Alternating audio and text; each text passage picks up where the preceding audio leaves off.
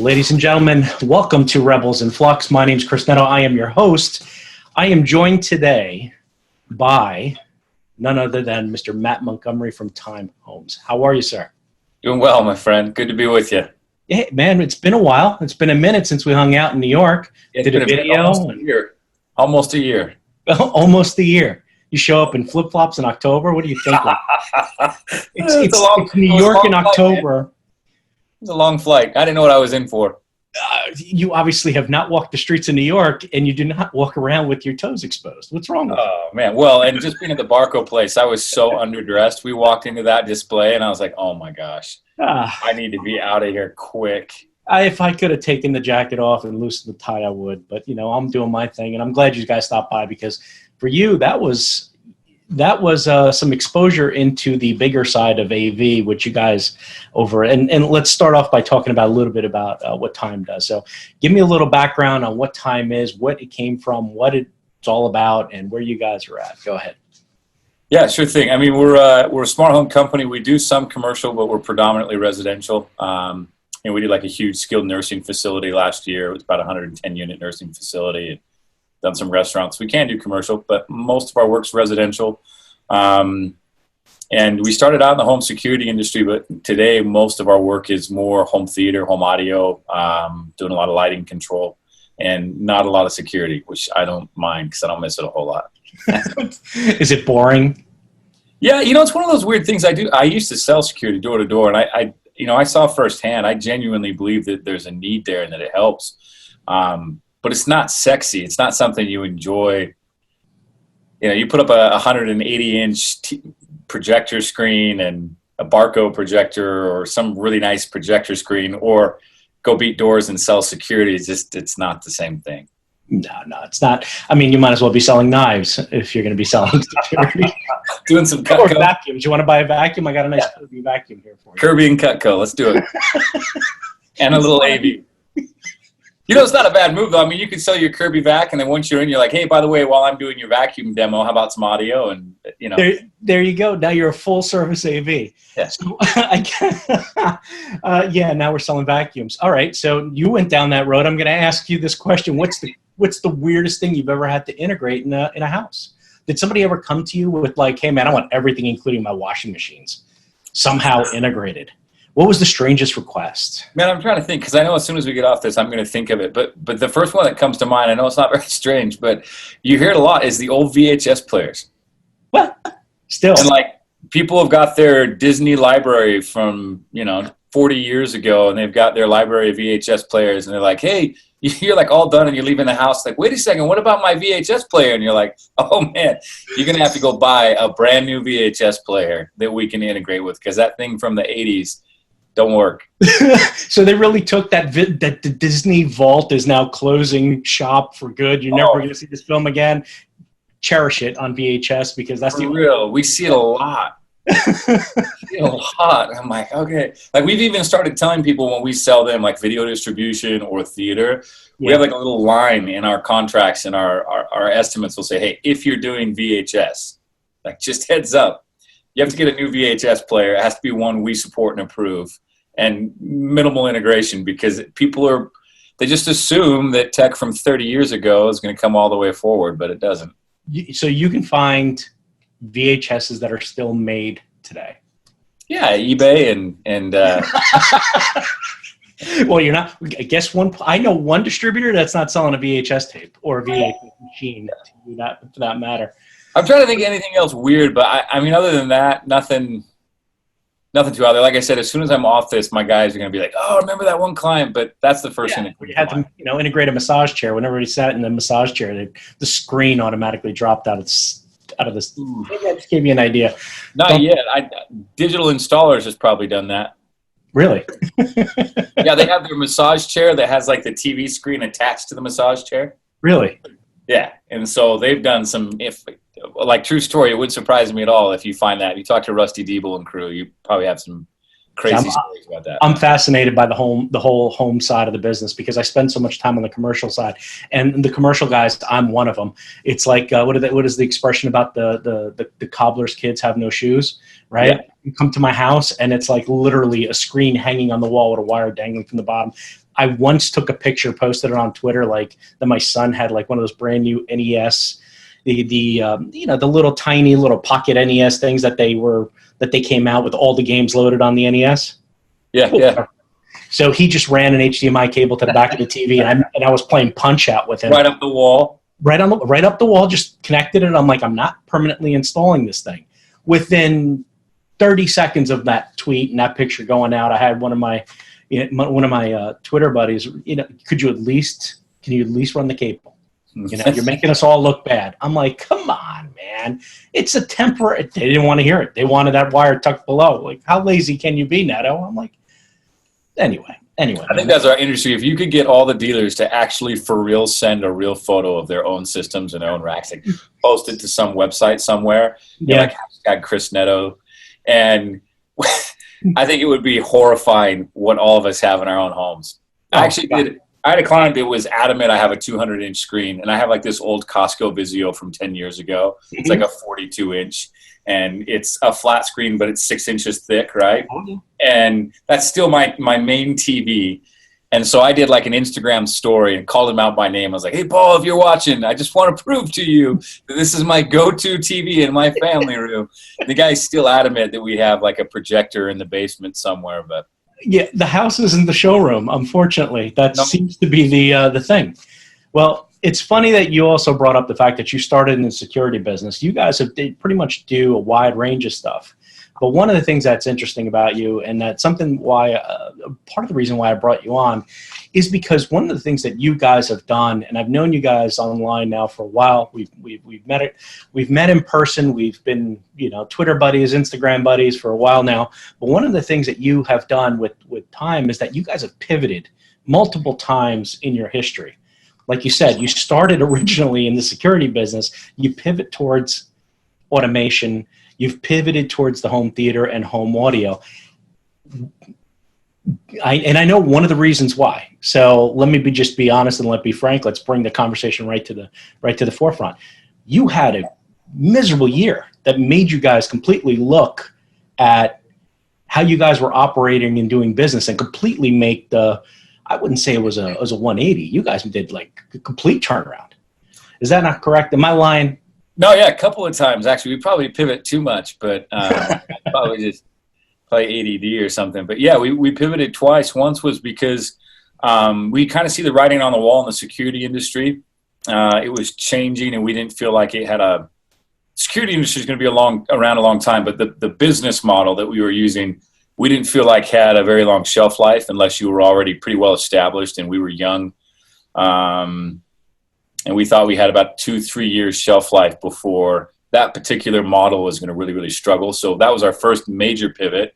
The second one is I feel like it was a mistake. The advice we got was that your primary resource of sales should come from home builders.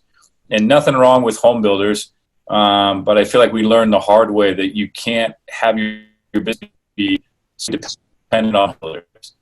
Because it doesn't matter how good you are to them. If their business changes, their needs change, you're out.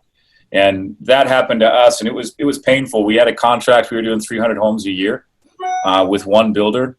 And they basically brought us into their office and said, hey, we're making a change. And they sold to a national home builder that was using Amazon standard in homes. And so we were out. And, just like that, we had about a 3-month runway. But, you go from $1.5 million guaranteed revenue every year to no guaranteed revenue, and you got 3 months to pivot. So that forced our hand big time. Yeah, that was the instance I was talking about. But that also got you into your third pivot now, which I think you're doing. And I guess Brad, your brother, by the way, for the people that don't know, Time is pretty much a bunch of Montgomery brothers that got together and said, hey, let's do this home theater thing. So there's everywhere you turn, there's a Montgomery brother running something over at Time. So, again, that's a good thing, but it's the reality. Brad, who's the former video guy per se, and had the background in the commercial space, is now with you guys doing creative, and that's kind of where you're now kind of pivoting as an offshoot of your business. Is that? Am I correct in thinking that? Yeah. And I think, Yeah, to a point. We're still doing a lot with the AV and want to continue doing the AV. I mean, you're kind of going down this path anyway, but a lot of our sales are coming online, and they're coming online in a really strange way. It's kind of not a door that we opened or looked for. It just sort of presented itself, and we're like, hey, this is kind of cool. We'll walk through this door, and it keeps evolving into something very different than we anticipated. But as part of that, we're doing more and more film work, and a lot of people have started reaching out and saying, hey, could you help us run our marketing campaigns, or help us film something for a product launch? And for a long time, to be frank, I didn't want to do it. I kept telling everybody no, because I was like, I don't know anything. I don't know what I'm doing. And the last thing I can do is take money from somebody to tell them how to do something I don't know how to do. But a couple of mentors in the industry have really pushed hard and said, hey, look, no, you have to do this. And it was interesting. We put some feelers out there and said, hey, we're going to do this. Who's interested? And the response has been really cool. Very appreciative of the response from the industry. And it's still early, though. I mean, we don't have any idea where it's going to go. We're kind of tiptoeing through that right now. But, yeah, definitely another pivot. Amazing.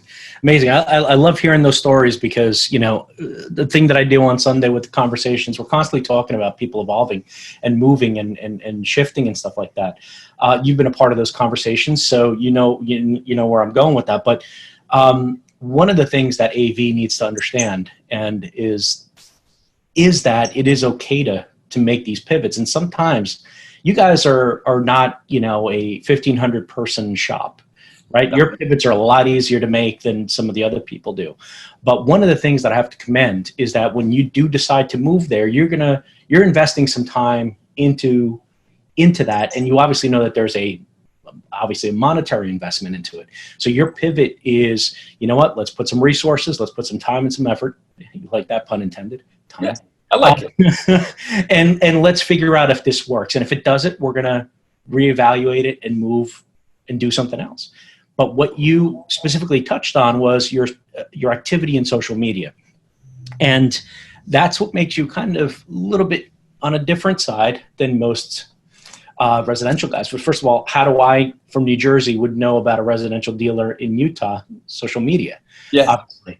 But tell me about, I remember you going out to Social Media World or the Social Media Show. What was that about? Because you were out there, and I think you were pretty much a novice when you walked into that, not knowing what you're going to get. Yeah, it's funny. People tell me all the time, they're like, I can't do what you do because I'm an introvert and I'm shy. And I'm like, oh, man, if you know me, like, I am not, like, I'm an introvert and I'm shy as all get out. But it was actually the social media marketing world that kind of made me go, okay, I got to just get over that. Couple of things led me there. There was a guy I had been following, Joe Pulizzi, that's over Content Marketing Inc.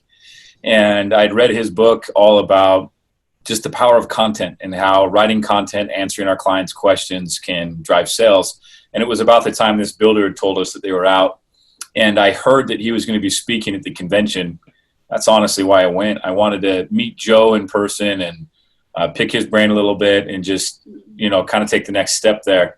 And I remember showing up to social media marketing where, like, I didn't have I had a Facebook account, but I didn't post, wasn't active on it. I didn't know what Snapchat was or how to use it. Never seen Instagram in my life. I remember showing up at this show and, like, everybody around me is doing selfies, and I'm hearing about, like, Snapchat stories. I'm like, what is that? And I remember when I got home from the show, my wife and I went to a concert, and we got home from the show, and I'm at the concert with my wife, and I've got my phone out, and I'm, like, on, like, Snapchat, and I'm doing all these stories, and she's like, what happened to you? And I was like, well, these 3 days, they just said, if you want to be relevant in the next 5 years, you got to figure this out. So this is the most uncomfortable thing I've ever done. I'm talking to no one about myself, and I don't have any idea that's the most horrifying thing about it, is if you knew when you start going live and you're doing stories or whatever, you're exposing to the world how little you actually know. And you think, like, that's the big secret. And then as you get into it, you realize nobody cares, and they actually like you for being honest, that you don't have any idea what you're doing. But that was, really, that was kind of the big step. And when I got back from that, it was a big aha moment. I did it for a few months, and I, saw a couple of sales-related things happen from it, and was like, okay, this is working. Let's start taking it to the next step. And from there, we we've attended a dozen conventions of, marketing related, and now it's another thing. Stepping out of your comfort zone, man. That takes some intestinal fortitude to go out there and do that. Well, you do it. I mean, you're one of the first. I've told you this. I mentioned in the video we did with you last fall, but you're one of the first people I reached out to. I was actually at CEDIA in Dallas, and I was kind of discouraged because I'd been at it about a year, and I just felt like for all the effort we were making on social, there just wasn't a lot of bang for our buck, and I couldn't understand why. And you actually reached out to me. I think it was via Snapchat, and you're like, "Hey, dude, industry needs you. Keep at it." And that was like a really important moment for me because I was about ready to just hang my hat and be like, nobody's watching, nobody sees me. And you're like, "Hey, how about you jump on a podcast?" And I was like, okay, well, some people are seeing me. We can come back to this later. The biggest thing for anybody that's watching this that I wish more people understood about social media is you see the Gary Vaynerchuks out there and even in our own industry, yourself, myself, guys like Mike Restrepo that are doing a lot with social media. But it's not the social media. It's what comes after the social media that converts sales. It's whatever your back end is. It's how you're capturing and converting those leads. And when you first start learning about social media, you think that it's all encompassing. If I do a story, that will drive a sale, and by itself, it won't. You have to understand how you're taking the person watching that story and turning them to a lead and turning that lead into a sale. And nobody tells you that when you get started. And that's what took us, 2 years to kind of figure out. Could have been a lot shorter. Well, I mean, nothing I did was found out, I approached it the same way. I don't have a marketing background, but, when I dove into social, it was with the commitment of a 5-year plan, basically. I read a couple books, and it's funny because, and I may have told you this as well, is the first couple books that I read was, how to do Twitter, because I wasn't going to get on Twitter without figuring out what Twitter was about. I wasn't about to make a jackass out of myself going on this. How do I use Twitter and I kind of knew that I was going to use it for business, right? Because technology is what I live and breathe almost on a daily basis. You don't want to see my food posts every day. I mean, I do, but to an extent, it's not. Dude, I'm not eating at fancy places. You may get a picture of a taco or some pizza. So unless that's your thing, that's what I didn't want to do. So one of the things that every book that I read regarding Twitter and how to do Twitter was leading me, and every author was constantly sending me to the conversation, or they had a chapter dedicated to personal branding. So when I started reading about personal branding, it kind of made sense in that it was to me, I always use it as not a rider, but an addendum to my resume, right? What can I use social to, how can I add social to my resume and work it that way? And it was interesting because I kept at it. As soon as I started writing for magazines and blogging, then the things changed, because then writers, the editors that I worked with were like, "Hey man, you got to get yourself a Twitter or something, because you are going to get questions and people want to talk to you." And that's one thing led to another. I'll tell you the same thing I told everybody else, man. I am nothing. There's nothing special to me, right? I'm not, everything I've done, I've had to learn. And, I get up every morning and put my pants on the same way as everybody else. There is no special recipe, sauce, super serum, none of that crap. It's persistence, and it's constantly changing and evolving. And one of the things that I learned along the same lines that you did is it wasn't going to happen overnight. And I constantly get that from people on the internet. Like, "Listen, man, I got this, I have a blog or I have a podcast. How am I going to make money?" Like, dude, you 2 articles in, no, you got to be interesting.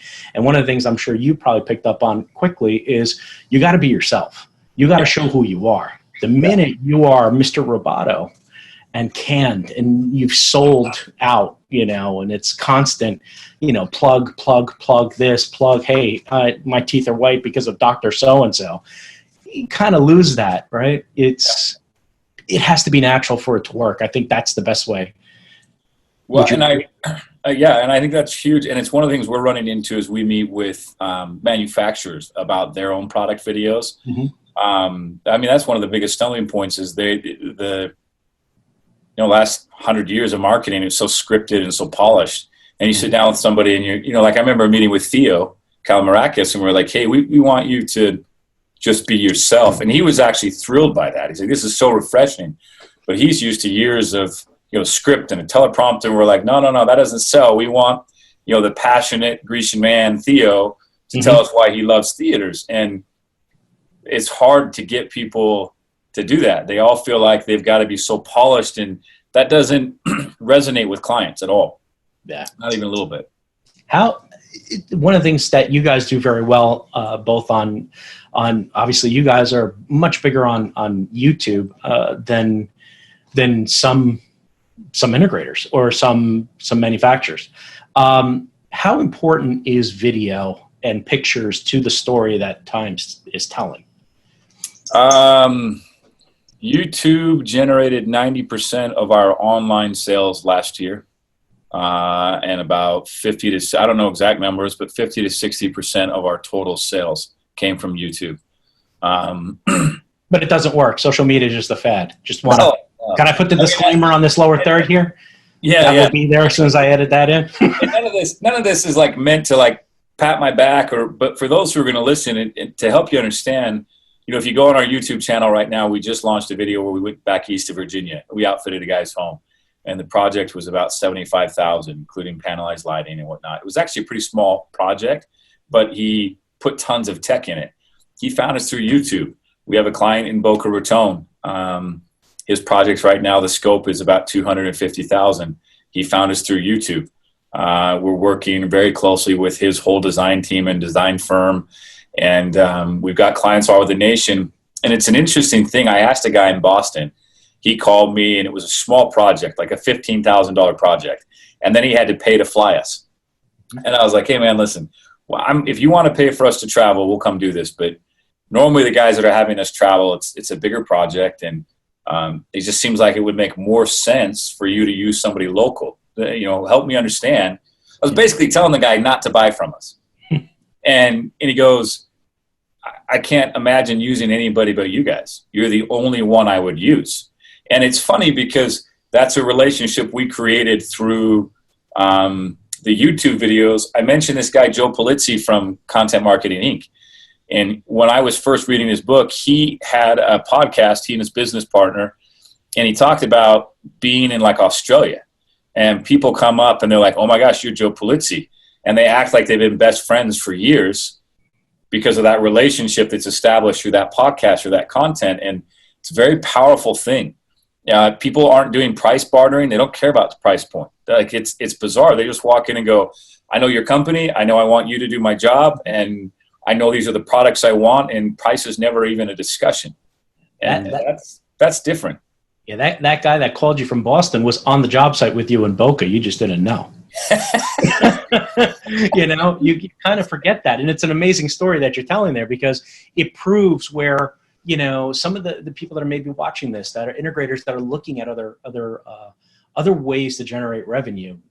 It's not that hard to create YouTube videos. It's not that hard to do this.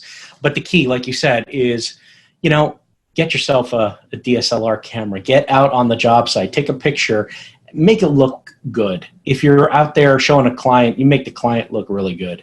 Next thing you know, you blend that in, and you guys are now more the experts than I am on this, but you blend in those great shots from a DSLR with camera phone stuff, right? I was talking to Brad, and Brad's like, hey, the first show we ever did, and this was you guys, that you went out to like a CEDIA or CES, and you went with this concept of how we're going to do this, and we're going to shoot it all on iPhones. And you quickly understood that, yes, I can do raw video, in the moment type videos very easily, very quickly and successfully, but it wasn't going to make that product sexy, right? Part of what we do as technology people is, we do a lot of wow, right? And some people get, kind of like upset that you're sitting, that we're sitting here and saying, wow, we talk about wow and stuff like that. Yes, the projector does have, a beautiful image, and that could be the wow factor, but the actual equipment itself can be pretty. I mean, cars sell themselves on nice camera angles at times and pictures being taken in the right lighting and stuff like that. So you can sell, a product on the way it looks. And you guys do a very nice job of that, including that wacky starlight ceilings you guys do all the time. And how the hell you take a picture of that? I know an iPhone doesn't take pictures of that very well. So. Oh man, that one's crazy. When Brad photographs, we joke around about it. We only win our awards because Brad photographs it so well. But he goes in and he locks off the camera and he lights each individual aspect of the room. He takes like 100 photos. So same room, same photo, but he's lit a different part of the room. And then he goes in and stitches every one of those 100 photos together so that it's perfectly lit. And it looks amazing, but I don't have the patience. I'm glad he wants to do it. But. I'm happy you let him out of out of his domain every so often to go take a picture. But put him back in there because that's crazy that you're doing 100 pictures and stitching him and doing all that crazy crap to it, man. And that's what he does. The one thing that for people that are listening that I would say is it's kind of a little bit of a balancing act. There's some ebb and flow, right? So the first time we did CES with an iPhone, we'll never do CES that way ever again. But it got us on Julie Jacobson's radar. She saw what we were doing, and she made a big, a lot of noise about it. And you understand, Chris, but in social media, you need an influencer somewhere to shout out your name. And that does tremendous things for social proof and to grow your own following and your own base. Dude, and then we realized that's a CEDIA Hall of Famer that just shot out to you. Yeah, and it was, in fact, one of my first YouTube videos. I remember I took a photo of it because Julie finds the YouTube video and she says, we found our next star, and I don't remember who she tagged, but she tagged somebody, and I was like, oh my gosh! And like all of us here, we thought like we'd made it. And it was a big moment, and that was when we were still doing iPhone stuff, but then you kind of get to the next level, and like you said, you start using the nicer cameras, you start miking it, you start lighting it, and there's a lot of benefits to that. The downside is all of a sudden you're so hyper-focused on making quality content that you stop producing content.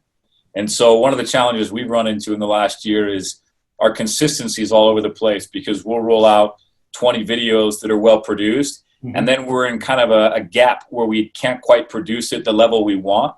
Yep. So we're not producing it, and then our audience isn't getting content. They would rather have the content than like we did a bunch of fancy videos, and then I did just an old school video like we started where I have a notepad and a marker. I mean, it's really low budget. And I walk up to the notepad and start scratching stuff. And as soon as it goes live, several people commented and they're like, Matt, we love this type of video. We love Down and Dirty Matt. Yeah, they're like, we don't have to worry about all the fancy stuff. It was kind of our followers saying, please just give us more content. And so there's a balance there. But yeah, I mean, I think you want to do your best to serve the clients. And then when you have a vendor on with you, you want to make the vendor the hero of the story. Yeah, and that's something I learned from a guy here named, a lot of you probably know him, his name's Sean Duras. That's his handle on social media.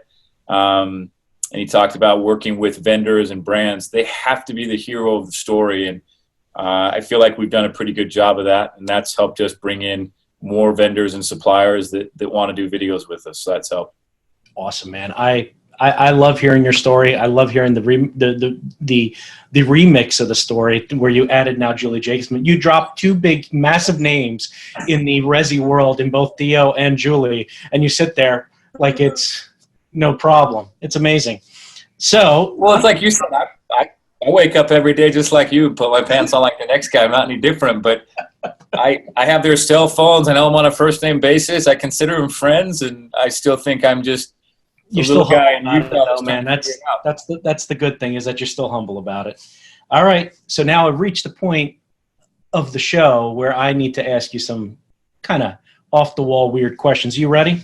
I'm ready. They don't come quick, so I am going to hit you with the first one. Okay. Here we go from the archives. When Matt Montgomery is on downtime, which one do you choose? Cabin in the woods or hut on the beach? Oh, man. That's hard. I grew up water skiing at a mountain lake, so I love that. But these days, I would probably say a hut on the beach. Nice. Funny water skiing story. The couple times that I tried water skiing, I was big into jet skiing and stuff like that when I was younger.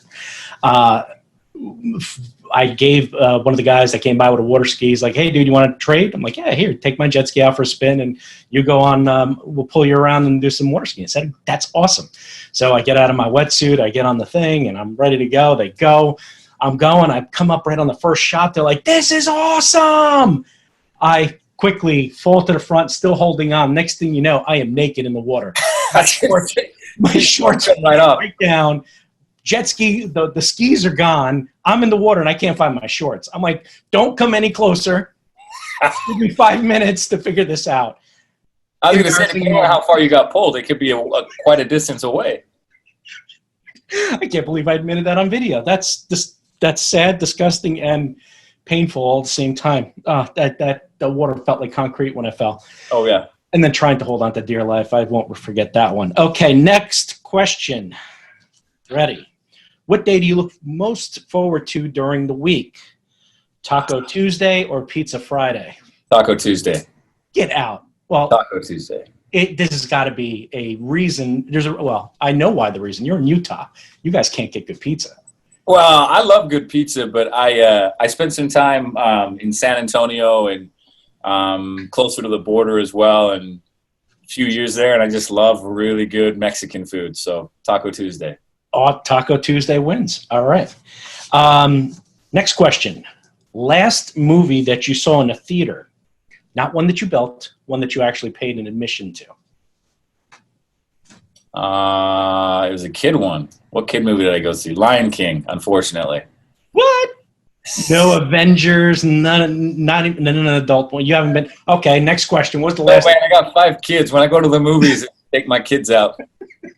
What was the last adult movie you saw? Man, honestly, I don't know. It has been a while since I saw an adult movie. I'm trying to remember. It's probably. I honestly don't know. It's been a long time. Wow, I'll just leave that as the sound of music. Yeah, it's been a while. All right, man. Next question. You are big in the social media stuff. You dropped a couple names. Who is your favorite of the social media experts, book-wise or podcast-wise? You mentioned a handful of them already. Which guy to you is delivering the best source material right now on social? Man, it's so hard because it depends on kind of what the niche is. I spend a lot of time following Russell Brunson for just kind of the sales funnel and conversion. Gary Vee, you always Gary Vee is like you have to have Gary Vee in your mix just to kind of know what's trending.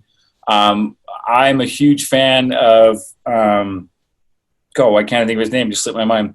He wrote They Ask You Answer. He's a pool guy turned social media expert. And as in like billiards or as in like swimming? Swimming pools. And wow, a swimming pool guy turned social media expert. Amazing. Yeah, he used blogs and podcasts to turn his business around in 2009, and then got into consulting because he did so well using social media to sell pools. Fantastic book, and it's about blogging, but you can use those exact concepts on any content you create. YouTube, social, blog, those same concepts will work. It's amazing though that you went right to the point where you had to drop the one key thing that people don't understand, and that's when you're looking at these social media people.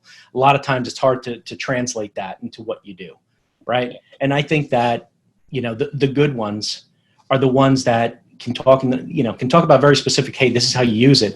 But if you can sit there and figure out, man, hey, I can actually turn this around, figure out a way to use it within my own business and apply it. Not everything is going to work. I've tried dude, you know how much spaghetti I've thrown against the wall to see if it sticks? Oh, did you have to? I edited that version because the Jersey version of that is not spaghetti that we're throwing against the wall. And the worst part is sometimes you try stuff and it doesn't work, and a year later when you've learned a bunch of other fundamentals, you can come back and try that thing you tried a year ago, and now it works because you understood better how to round out some of the pieces that you didn't the first time you tried it. It's frustrating. Awesome. So I'm not going to ask you have 5 kids, which is your favorite, because that would be kind of having that. You have a bunch of brothers. Should I even ask who is your favorite? No, that's not going to work either. All right. So I'll put you, who has better resi knowledge to share? Is it Julie or is it Theo? Oh man. That's mean. That's mean. Vin Bruno. That's a great answer. All right. Well, Matt, thank you for giving me the impartial answer to that, because there was no right or wrong answer to that. Both of them are legends in their own. You know what though? I want to say, just because I feel obviously for theaters, but and I'm biased, but what surprised me as I've gotten to know Julie is, understandably what she does. Sometimes she gets knocked because she writes an article that doesn't favor one person's bias over another. But when you sit down and you talk with her, she has worked really hard to understand the space, and she understands it on a level that very many dealers do not. I mean, some dealers aren't going to like to hear that, but I've reached out to Julie before and asked her questions, and she's schooling me, and she's like, no, Matt, no. You're asking the wrong question. You're asking this, and it's actually A, B, C, and I would choose C. And I'm like, crap, I got to go research. I have no idea about any of that. I mean, she knows her stuff. There's a level of respect that comes from, there are writers and there are podcasters that, and there's talk show guys and whatever you want to put, those, they went to journalism school. I'm sure Julie has that checked off the books, but she's immersed herself in that. In the resi space, beyond just, it's a TV. She's not a TV reviewer. She's not an audio reviewer person, and is not enamored by the shiny new objects. So she does immerse herself, and I do understand where you're coming from, because her articles do go in depth. And like you said, I don't know her to the level of that you do, but you got to have that respect there. So awesome. Thank you so much. This has been Rebels in Flux. Don't have an episode number because I'm not going to give that away. That's the whole secret, ladies and gentlemen. So Matt, tell me where we can find all the information on Time, so that these people who are watching, possible future end user, customers, integrators, whatever, they can go and check you out. If you know it off the top of your head, give me your website, your YouTube, your Instagrams, and all that. Hit us up. Yeah, if you're a homeowner looking for a system, it's timehomes.com, TYMhomes.com. And our handle for almost everything, YouTube, Instagram, Facebook, is TYM Homes as well. YouTube's where we share kind of our best content on just how to design a theater, how to design a system. If you're a dealer and you want to kick ideas around about marketing, just reach out to us on Instagram or check us out at timecreative.com. Awesome. That's Matt Montgomery. He is with Time Home out in Sandy, Utah, but is globally known and now is installing all over the place. My name's Chris Netto. I am the host of Rebels in Flux. Ladies and gentlemen, thank you so much for listening. Thank you so much for watching. This has been Rebels in Flux.